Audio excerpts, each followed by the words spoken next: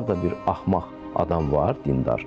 Onu nümunə gətirirsiniz, ondan ilham alırsınız. O ilə döyüşürsünüz. Siz Nəsimi ilə döyüşün də.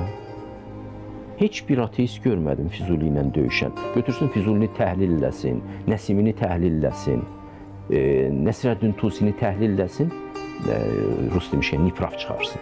Eləmirlər bunu.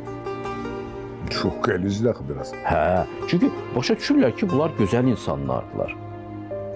Ən yaxşı halda deyirlər ki, onlar riyakarlıq ediblər, onlar əslində dinə inanmırlar. Deyirəm, hardan çıxartdınız bunu?